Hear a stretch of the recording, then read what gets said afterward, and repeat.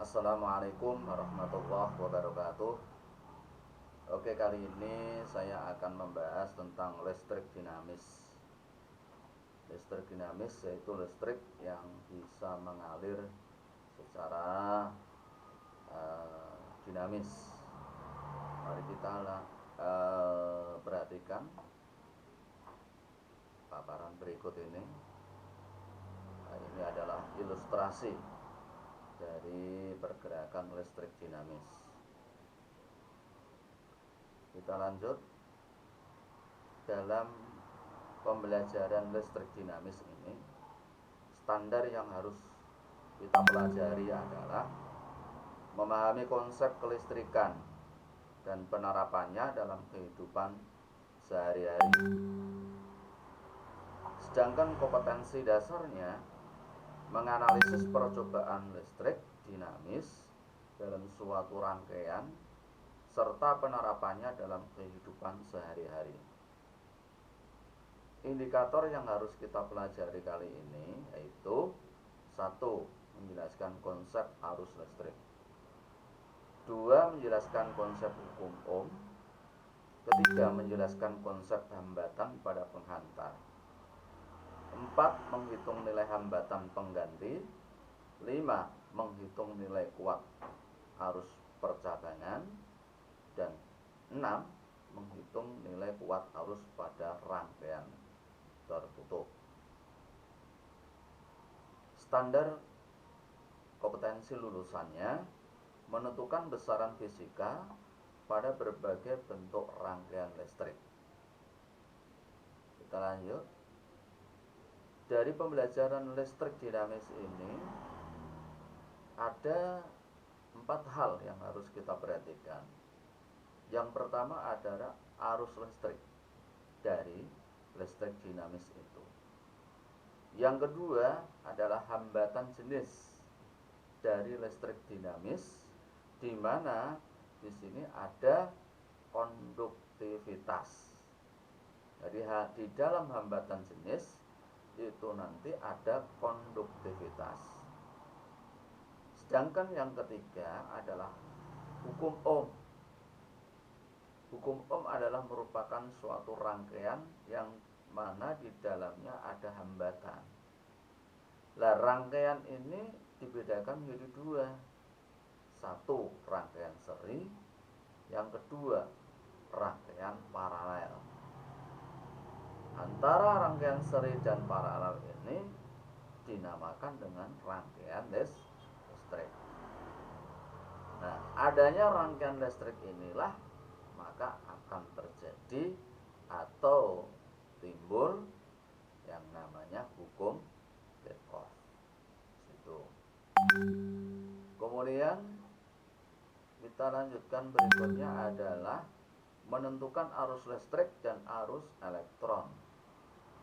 Coba kita perhatikan gambar berikut ini. Ada sebuah rangkaian listrik. Nah, ketika saklar kita tutupkan akan menyambung antara plus dengan main. Dengan adanya plus dan main ini menyambung, yang mana sumber tegangannya berupa dengan baterai, maka lampu akan menyala. Nah, akan kita perhatikan pergerakan dari elektron dan protonnya.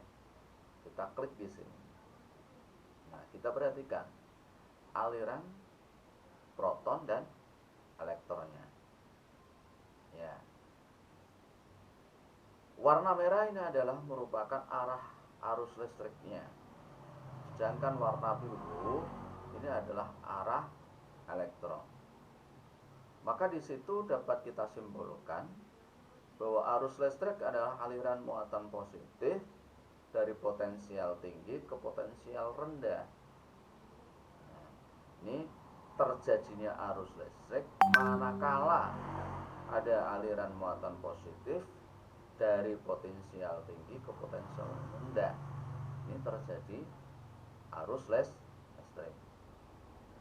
Sedangkan arus elektron adalah aliran elektron dari potensial rendah ke potensial tinggi. Ini kesimpulan dari ilustrasi gambar di atas. Sedangkan syarat penentuan arus listrik dapat dikatakan mengalir pada suatu rangkaian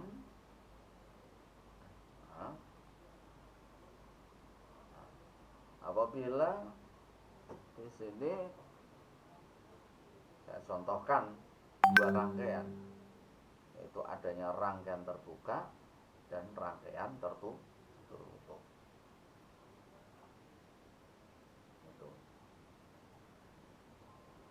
Rangkaian terbuka itu seperti apa dan rangkaian tertutup itu seperti apa? Dalam rangkaian apa agar arus listrik dapat mengalir? Maka kita akan jawab di sini.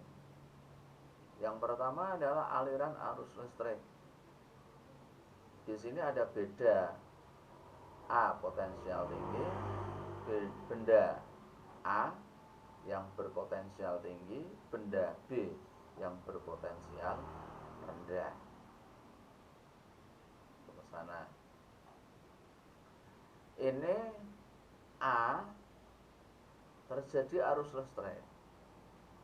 Sedangkan yang dari B, pergerakan B ke A, ini merupakan arus elektron, di mana jarak antara arus listrik dengan arus elektron ini dinamakan dengan konduktor. Pertanyaannya, apakah ketika terjadi aliran muatan listrik dari B ke A sampai muatan di B habis?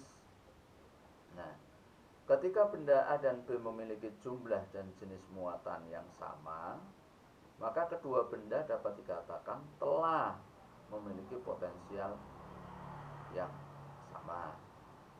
Arus listrik dapat mengalir jika ada beda potensial. Umpan baliknya, dua syarat agar arus listrik dapat mengalir itu adalah adanya kuat arus listrik. Itu. Nah, sedangkan kuat arus listrik adalah banyaknya muatan yang mengalir pada penghantar tiap detik, di mana dirumuskan secara matematis, yaitu I sama dengan Q per T. I adalah kuat arus listrik, satuannya ampere. Q muatan, satuannya coulomb. T adalah waktu, satuannya adalah sekon. Di mana satu A ini sama dengan 1 coulomb per sekon. 1 ampere didefinisikan sebagai muatan listrik sebesar 1 coulomb yang mengalir dalam penghantar selama 1 sekon. Sebagai contoh, sebuah akumulator pada kutub-kutubnya dihubungkan pada terminal lampu jika kuat arus yang mengalir pada lampu 0,5 ampere dan lampu dinyalakan selama 2 menit. Berapakah muatan listrik yang telah melewati lampu? Nah, kita jawab. Yang pertama, diketahui ya, kuat arus yang mengalir pada lampu adalah 0,5 ampere, berarti diketahui I ya, arus listrik. Kemudian ya, lampu dinyalakan selama 2 menit, berarti T waktu. Jawabnya apa?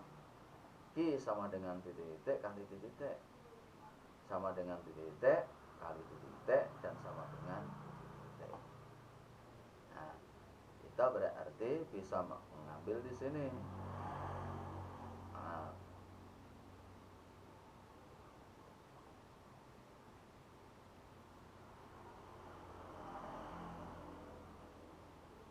ya, kita perhatikan dulu. Nah, I sama dengan Q kali T itu dibagi T